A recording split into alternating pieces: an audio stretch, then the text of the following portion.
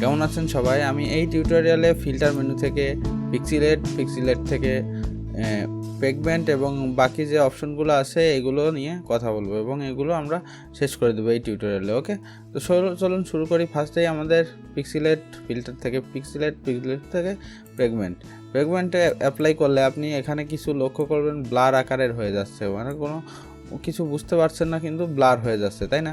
Ctrl Z করি, এই হলো আগের অবস্থা। এবার যদি আমি ফিল্টার থেকে ফ্র্যাগমেন্ট অর্থাৎ Ctrl F অ্যাপ্লাই করি, তাহলে দেখতে পাচ্ছেন এখানে ব্লার আকারের কিছু দেখা যাচ্ছে যে ব্লার হয়ে যাচ্ছে। যে কোনো ফটোতে যদি আপনি অ্যাপ্লাই করেন, এটা সাধারণত কাজ করে অন্যভাবে। আমি একটু বিস্তারিত দেখানোর জন্য Ctrl N দিলাম, নিউ একটি ডকুমেন্ট এখানে আমি ক্রিয়েট করে নিলাম।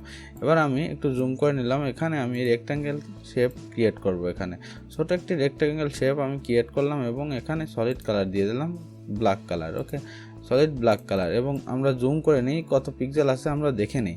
এটা সাধারণত 8 পিক্সেলে কাজ করে, অর্থাৎ ওয়াইডে হাইডে দুই সাইডেই 8 পিক্সেল করে নিলে আপনি ভালোভাবে বুঝতে পারবেন। এইদিকে আমাদের হাইডে অনেক বেশি হয়ে গেছে, তাই না? দেখি কত পিক্সেল আছে, 1 2 3 4 5 6 7 8, অর্থাৎ 8 পিক্সেল আমরা রাখবো, তাই না? 8 পিক্সেল রেখে আমরা ওকে করব। 8 পিক্সেল এত দূর, 1 2 3 4 5 6 7 8, 8 পিক্সেল। এবং এইদিকে আছে 1 2 3 4 5 6 পিক্সেল, 6 পিক্সেল। ওকে, আমরা 6 পিক্সেল এবং 8 পিক্সেল রেখে দিই। আমাদের ওয়াইডে আছে 6 পিক্সেল এবং হাইডে আছে 8 পিক্সেল। এবার যদি আমি চলে যাই ফিল্টার থেকে পিক্সিলেট থেকে ফ্র্যাগমেন্ট এবং দেন ওকে করে দিলাম। এবার দেখতে পাচ্ছেন এইদিকে মনে হচ্ছে যে দুই ভাগে ভাগ হয়েছে, তাই না? কিন্তু এটা কিন্তু 4 ভাগে বিভক্ত হয়ে গেছে এবং 8 পিক্সেল আমরা যেহেতু নিয়েছিলাম হাইডে, সেহেতু 8 পিক্সেল করে সে কিন্তু কনভার্ট করে নিয়েছে, অর্থাৎ 8 পিক্সেল এবং তার পরবর্তী 8 পিক্সেল নিয়েছে। এবং এইদিকে আমরা 6 পিক্সেল রেখেছিলাম জন্যই এখানে জায়গা ফাঁকা আছে। আমরা Ctrl Z দিই, আন্ডু করে দিই। এবার আমরা হাইডের দিকে 8 পিক্সেল নেব না, হাইডের দিকেও আমরা 6 পিক্সেল নেব। ওকে, এবার আমরা হাইডের দিকেও 6 পিক্সেল নিয়ে নিলাম, ওয়াইডে 6 পিক্সেল করে আছে এবং এখানে কালো আছে, কিন্তু এখানে 100% কালো আছে। এবং আমরা বোঝার সুবিধার জন্য এখানে আমাদের কালার মুড RGB আছে, আমরা চেঞ্জ করে CMYK-তে নিয়ে নিই মুড এবং দেন CMYK।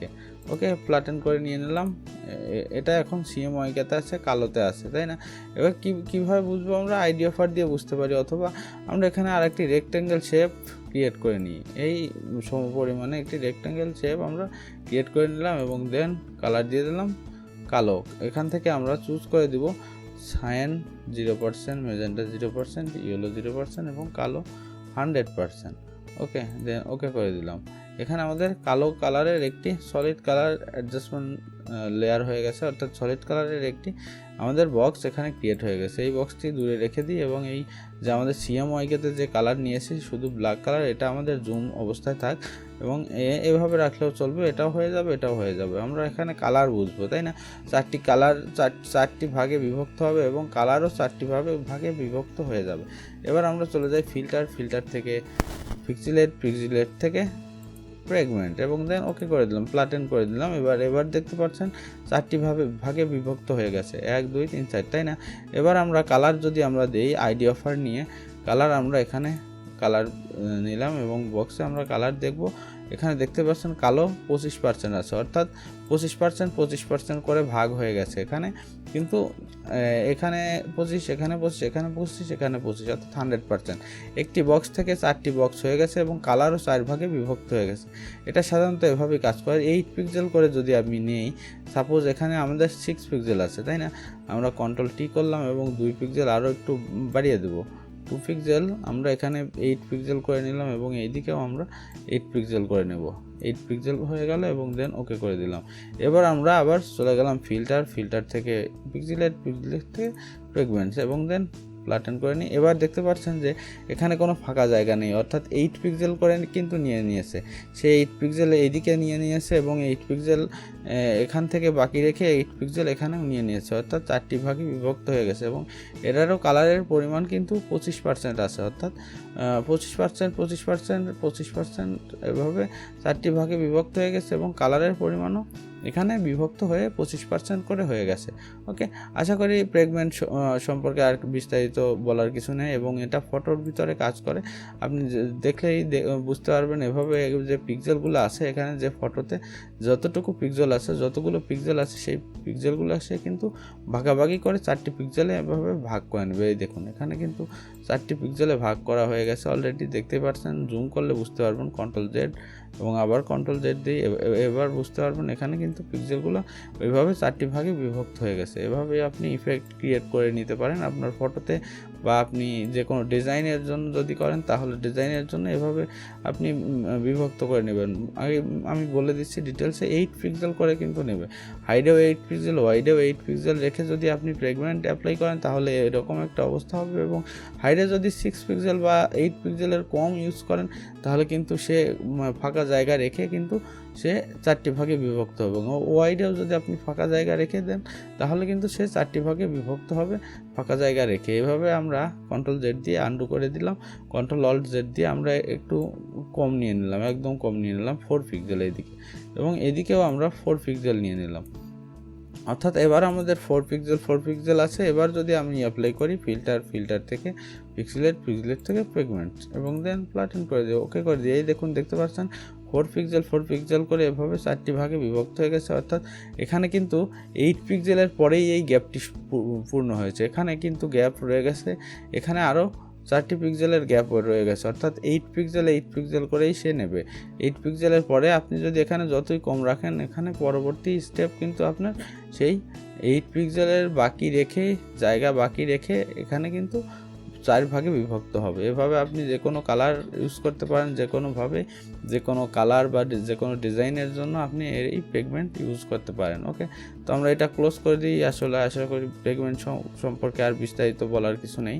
এবার আমরা নেক্সটে চলে যাব, ফিল্টার থেকে পিক্সেলেট থেকে এবার আমাদের মেজন্টিটে ক্লিক করলে এখানে দেখতে পাচ্ছেন মেজন্টিটের একটি ডায়লগ বক্স এখানে আপনার সামনে ওপেন হয়ে গেছে। এবং এখানে আমি জুম আউট করলেই বুঝতে পারবেন অনেক নয়েজ এখানে অ্যাড হয়েছে। এখানে দেখতে পাচ্ছেন ডট স্যাচুরেশন, ফাইন ডট, এখানে মিডিয়াম ডট, এখানে দেখতে পাচ্ছেন অনেকগুলো অপশন আপনি পেয়ে যাবেন এবং অনেকগুলো অপশনে আপনি ক্লিক করে দেখতে পাচ্ছেন যে কোনটা কোনভাবে কাজ করে।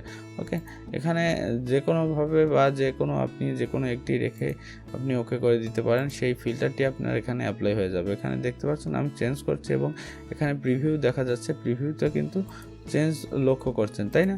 এভাবে আপনি যে কোনো একটি রেখে দিতে পারেন। এই মেজন্টিট এভাবেই কাজ করে। মেজন্টিট লং ডট এবং লং স্টকস এভাবে ওকে করে দিই।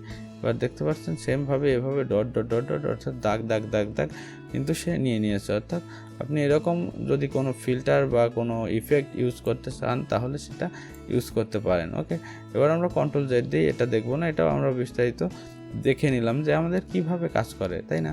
এবার আমরা চলে যাব ফিল্টার থেকে পিক্সেলেট থেকে এবার মোজাইক যেভাবে কাজ করে সেটা হলো আপনার যে রেক্ট্যাঙ্গেল শেপ নিয়ে নেবে এবং রেক্ট্যাঙ্গেল শেপ অনুযায়ী সে ব্লার মতো আকারের একটি করে নেবে। রেক্ট্যাঙ্গেল শেপ স্কোয়ার পিক্সেলে আপনার ব্লার করে নেবে। এটা কিভাবে সাধারণত কাজ করে, অনেক ভিডিও বা ফটোতে আপনি দেখতে পারবেন যে কোনো চেহারা যদি আপনার ঢাকা প্রয়োজন হয়, অর্থাৎ চেহারাটা আমাদের এই যে চেহারা আছে এই চেহারাটি আমরা এই ফটোতে দেখাবো না, সেক্ষেত্রে আপনি এই অপশনের ইউজ করতে পারেন ফিল্টার থেকে পিক্সেলেট থেকে মোজাইক। ওকে, এবার আমাদের এখানে সেল রেট একটু বাড়িয়ে দিলেই কিন্তু চেহারা বিকৃতি হয়ে যাবে, অর্থাৎ চেহারা কিন্তু বোঝা যাবে না। এবং দেন ওকে করে দিই একদম শর্টলি এবং একদম ইজিভাবে আপনি এই কাজটি করে নিতে পারেন। এবার আমরা Ctrl+Z দিই, Ctrl+Alt+Z দিই এবং ডি সিলেক্ট করে দিই কিবোর্ড থেকে, Ctrl+D সিলেক্ট। আশা করি এই অপশনটিও আপনি বুঝে গেছেন ক্লিয়ারভাবে, তাই না? এর পরের অপশন আমরা দেখে আসি ফিল্টার থেকে পিক্সেলেট থেকে পয়েন্টিলাইজ।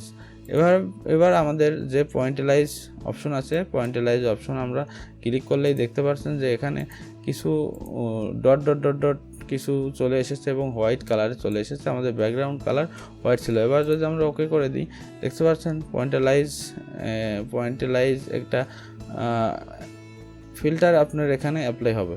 পয়েন্টিলাইজ পেইন্ট করার ক্ষেত্রেও কিন্তু এটা অবশ্যই প্রয়োজন হয়। এবং পয়েন্টিলাইজ পেইন্ট আছে, কিন্তু এরকম অনেক পেইন্ট আছে পয়েন্টিলাইজ আকারের করা হয়। এখানে জুম করলে দেখতে পাচ্ছেন যে পয়েন্টিলাইজ আকারের ওখানে আমি যেভাবে ইউজ করেছিলাম বা যেভাবে আমরা এখানে অ্যাপ্লাই করেছিলাম, এই দেখুন পয়েন্টিলাইজ কিন্তু ডট ডট ডট ডট ভাবে সে নিয়ে নিয়েছে, এবং এটাও কিন্তু সেই সেমভাবেই পয়েন্টিলাইজ পেইন্ট, এটা পয়েন্টিলাইজ আর্ট বলতে পারেন।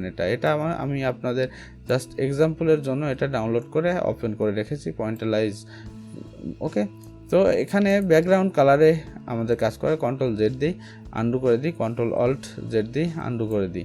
এবার আমরা একটু জুম আউট করে দিই, অর্থাৎ জুম আউট করে আমরা এবার ইউজ করব ব্যাকগ্রাউন্ড কালার চেঞ্জ করে। এটা ব্যাকগ্রাউন্ড কালারে কিন্তু কাজ করে। ব্যাকগ্রাউন্ড কালার এবার আমরা একটু অন্য কালার দিয়ে দিই, এই কালারটি আমরা ইউজ করি ব্যাকগ্রাউন্ড কালারে। এবং দেন এবার চলে যাই ফিল্টার থেকে পিক্সেলেট থেকে পয়েন্টিলাইজ। এবার দেখতে পারবেন, এবার লক্ষ্য করে দেখতে পারবেন যে ডটগুলো হোয়াইট কালারের ডট ছিল, সেগুলো কিন্তু আমাদের এই ব্যাকগ্রাউন্ড কালার যে কালার নিয়েছি সেই কালারে চলে এসেছে, তাই না? এখানে দেখতে পাচ্ছেন। এবং এখানে সেল সাইজ আছে, অর্থাৎ যে আপনার ডটের পরিমাণ কীরকম হবে, বড় ছোট নাকি, এই দেখুন কত বড় হয়ে যাচ্ছে ডট। এই পয়েন্টিলাইজের যে ডটগুলো আছে আপনি দেখতে পাচ্ছেন অনেক বেশি হয়ে যাচ্ছে এবং অনেক কমে আসছে। অর্থাৎ আপনি এখান থেকে স্কেলিং করে আপনি আপনার মতো নির্ধারণ করে নিতে পারেন আপনার পয়েন্টিলাইজ কতটুকু প্রয়োজন, এবং ব্যাকগ্রাউন্ড কালার যেটা ইউজ করবেন আপনি সেই কালারেই কিন্তু সে নিয়ে নেবে। একটু অপেক্ষা করলেই বুঝতে পারবেন একটু যে কীভাবে সে কাজ করে। এই দেখুন যে এর আগের বার আমরা দেখেছিলাম হোয়াইট কালার ছিল আমাদের ব্যাকগ্রাউন্ড কালারে, সে কিন্তু হোয়াইট কালারে নিয়েছিল। এবার আমাদের ব্যাকগ্রাউন্ড কালার চেঞ্জ করেছি পয়েন্টিলাইজ, কিন্তু সে ব্যাকগ্রাউন্ড কালার ধরে নিয়ে সেভাবে কিন্তু এখানে ডট ডট সে নিয়ে নিয়েছে। এবং সেল সাইজ আপনি যতটুকু এখানে রেখেছেন ততটুকুই এখানে রয়েছে। এবং এখানে আমি একটি পেইন্ট ওপেন করে রেখেছি, এই পয়েন্টিলাইজ পেইন্ট, এটা কিন্তু পয়েন্টিলাইজ পেইন্ট। ওকে, তো আশা করি আমার মনে হয় যে ফিল্টার থেকে আমরা পিক্সেলেট সম্পর্কে যে বিস্তারিত আলোচনা করলাম, আমাদের মনে হয় আর বোঝার কোনো প্রবলেম নেই। আর এরপরেও যদি বুঝতে অসুবিধা হয় তো ভিডিওতে কমেন্ট করবেন, আমি রিপ্লাই করব, আপনাদের প্রবলেম সলভ করার আমি চেষ্টা করব। ওকে, তো আশা করি আমার টিউটোরিয়ালটি আপনাদের অনেক ভালো লেগেছে। আর ভালো লাগলে একটি লাইক করবেন এবং কমেন্ট করে জানাবেন কেমন হয়েছে। আর সাবস্ক্রাইব তো অবশ্যই করে রাখবেন এরকম নতুন নতুন ভিডিও রেগুলারলি পেতে হলে। Thank you.